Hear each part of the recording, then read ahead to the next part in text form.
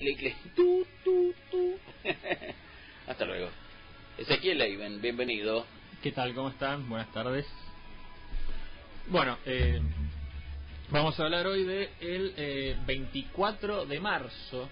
Mañana se cumple un nuevo aniversario del golpe militar. Entonces, bueno, hablaremos de 24 de marzo, conocido como el Día Nacional de la Memoria por la Verdad y la Justicia, así bautizado desde el 2 de agosto del año 2002, cuando el Congreso Nacional sancionó la ley 25.633.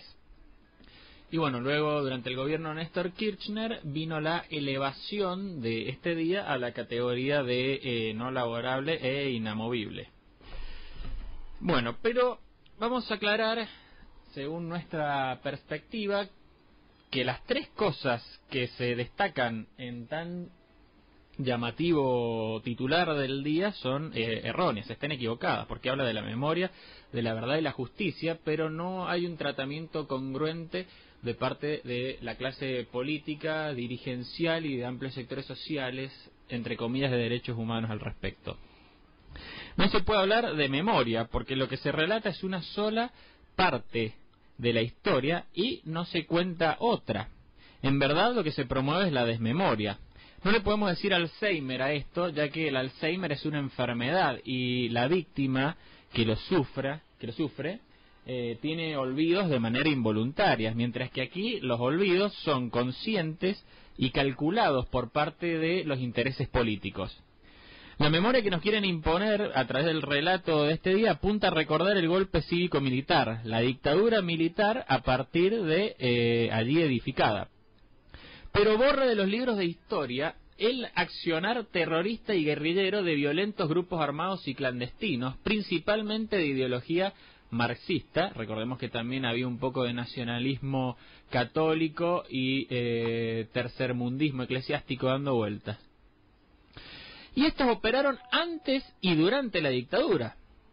Recordemos solamente a partir del 24 de marzo es pasar por alto los atentados terroristas anteriores y recordar simplemente a la dictadura que viene a partir de ellos. Es olvidar que hubo una guerra declarada por los propios terroristas marxistas al Estado Nacional Argentino y a su población. Por supuesto, ellos no le declaraban específicamente la guerra a la población, pero sí al Estado argentino y a alguna de sus clases, y se enorgullecían de eso. Y esto sucedía antes de la dictadura. Por ejemplo, Montoneros ya operaba en 1970, y el ERP, el Ejército Revolucionario del Pueblo, estaba activo desde el mismo año. Y reparemos también en los nombres belicistas: Ejército Revolucionario del Pueblo, y Montoneros, que también tenía su ejército montonero. Montoneros sacaba partes de guerra, su lema era patria o muerte y venceremos. En algún momento también usaron peronismo o muerte. Declararon explícitamente la guerra y hablaban con ella con otros líderes políticos. Por ejemplo, en una carta a Perón describieron lo suyo como guerra revolucionaria total, nacional y prolongada, que tiene como eje fundamental y motor al peronismo. Tampoco podemos hablar de verdad. Hay un proverbio judío que dice: una verdad a medias es una mentira completa. Si lo aplicamos aquí, nos encontramos con que se utilizan verdades a medias, engaños, parcializaciones, todo esto para redondear una mentira completa. A los terroristas se los describe como jóvenes idealistas, adolescentes sensibles y demás expresiones que apuntan simplemente a la edad y a sus emociones, pero no a la actividad que desarrollaban de manera clandestina. Sí, efectivamente eran jóvenes, algunos de ellos adolescentes, pero eran jóvenes asesinos. En otras ocasiones simplemente se alude a su profesión, a la que es de público conocimiento, y no a la actividad también clandestina que desarrollaban. Por ejemplo, el periodista Rodolfo Walsh, que también en su vida clandestina era un asesino terrorista despreciable que planificaba atentados terroristas. Tampoco podemos hablar aquí de justicia, porque justicia, en palabras de Ulpiano, es dar a cada uno lo suyo. Y aquí no se le da a cada uno lo suyo, sino que algunos reciben lo que es de otros, algunos no reciben nada de lo que le corresponden, algunos son injustamente tratados y algunos quedan impunes. Vamos a ejemplificar cada uno de estos casos. Por ejemplo, se ha falseado el número de desaparecidos y la categoría de víctimas de muchas personas. Entonces reciben subsidios reparadores del Estado Nacional, que salen del bolsillo de los contribuyentes, de manera indebida y en casos que no corresponden.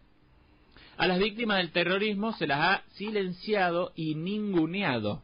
Por eso conviene destacar aquí el papel de Victoria Villarroel, representante de las víctimas del terrorismo, que dice: se cuenta una sola historia y se elimina de la memoria colectiva a 17.382 personas, de las cuales 1.094 fueron asesinadas, 2.368 fueron heridas, 758 resultaron secuestradas.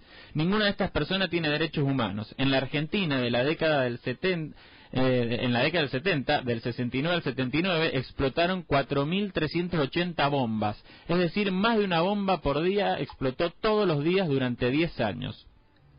Al margen de esto, militares de avanzada edad son tratados sin las reglas del debido proceso que juristas, políticos y agrupaciones de derechos humanos sí exigen para otras personas. Son mantenidos en cárceles de manera indeterminada sin ser juzgados a propósito para que mueran allí en esas condiciones, como si fueran presos políticos. Y los terroristas, mientras tanto, han quedado impunes, muchos de ellos habiendo ocupado cargos públicos dentro del kirchnerismo, como Carlos Kunkel, Eduardo Luis Duhalde, Dante Gullo y otros tantos. Queremos reivindicar aquí todo lo que hizo el ejército argentino durante aquellos años. No, efectivamente entre sus filas se encontraban muchísimos asesinos, muchísimos violadores de derechos humanos, seres realmente deplorables que han recibido condenas y que deberían haber recibido condenas, pero eso no quita borrar también lo que se movía del lado de enfrente y lo que provocaron quienes estaban del lado de enfrente. Para cerrar, queremos decir que el 24 de marzo, por todo lo que hemos escrito también, resulta una fecha imprecisa.